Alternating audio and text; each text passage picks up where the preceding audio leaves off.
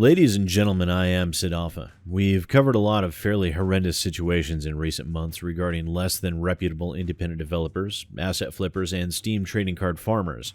With the end of Steam's Greenlight, there are hopes that such actions will be greatly lessened and the Steam storefront will be a cleaner, more welcoming place for both consumers and for legitimate developers alike.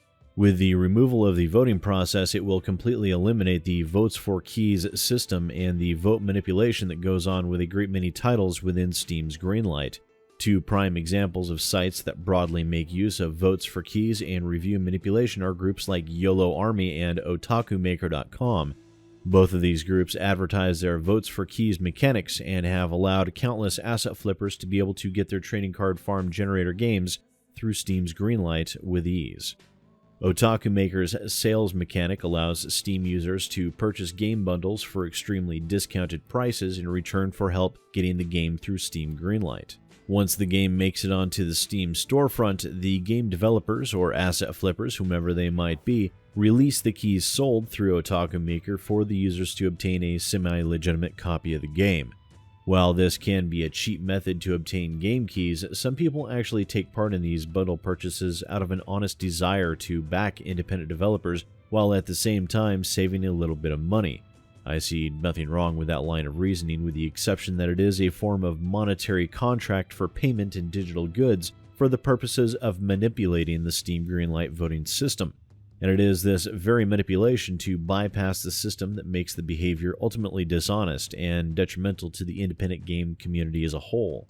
Of course, there is very much one thing involving such a contract that could be considered even more dishonest and deplorable, and that is to completely renege on the sales made on the Otaku Maker website once your game has made it through Greenlight.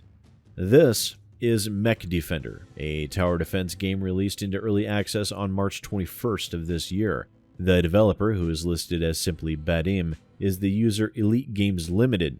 Now, Elite Games does have several games placed onto the Steam storefront already at a rate of at least 2 per year, with another game slated for release on the 21st of this month. Each of these games appear to be ports from already completed mobile games, and their general lack of complexity most certainly reflects that. Elite Games Limited did admit to making use of the site Otaku Maker in order to get his game MechDefender through Greenlight. However, they decided to not release the keys to the users that purchased the game once they realized the severe discount involved in the bundle. In the only surviving discussion thread that is locked, Elite Games outlined a great deal of math in regards to the price of the game on Steam versus the cost to the end user who purchased the bundle from Otaku Maker, along with Steam trading card values and what was talking about the changes to Steam Direct. Now, through the entire discussion thread, the developer never seems to grasp the reality of the situation. He does not see the intangible value of those Steam users who purchased the bundle and voted to help get the game through Greenlight. The purpose of the site is to allow people to obtain games at an extreme discount in return for their votes. Those votes in turn allow the game to get onto Steam in the first place, and as deplorable as it is that this developer would engage in such conduct, it is a monetary contract in the form of digital goods. The value of the game on the Steam storefront or the value of the trading cards are completely irrelevant to the matter at hand. An agreement was struck, and because of these people, the game was allowed to get onto the Steam storefront to begin with. Without their purchasing the bundle and their subsequent votes, it is highly unlikely a bland and basic mobile port of a game would have made it through Greenlight to even be able to dispute these bundle sales or to sell any legitimate copies of the game at all.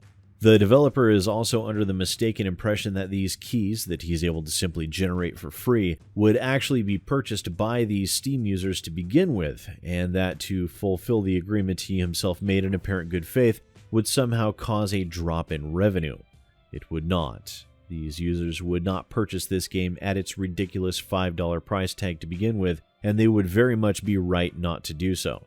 This game is bland and basic in the extreme, showcasing its mobile origins, and while the developer has somehow deluded himself into the idea that these are costing him money, all it is doing is not bringing the income that those keys would have generated had they been purchased from the Steam storefront, which never would have happened regardless. Of course, this developer has also banned a great many users from the game's discussion threads for attempting to argue and obtain the game keys that they had rightfully purchased. I do not know what his intended outcome is, but maintaining any form of decent reputation most certainly isn't one of them. I would urge anyone and everyone that might come across this developer's games to simply stay away. It has been made abundantly clear by the developer's own actions and words that all any of us are to them is a series of dollar signs. Couple that with the fact that the developer would renege on the deal that got their title onto the Steam storefront to begin with is wholly dishonest and scummy behavior and should not be allowed to profit. As always, please feel free to let me know what you think about this situation down in the comments below, and there will be links for you to be able to easily find the discussion threads in question along with the game. While you're at it, don't forget to leave a like on the video, and please do share it on Twitter and Facebook. Also, links to my Patreon, Steam Curator page, and social media sites are down in the description below. Feel free to avail yourself of them if you would like. Once again, ladies and gentlemen, I am SidAlpha, and I'll see you next time.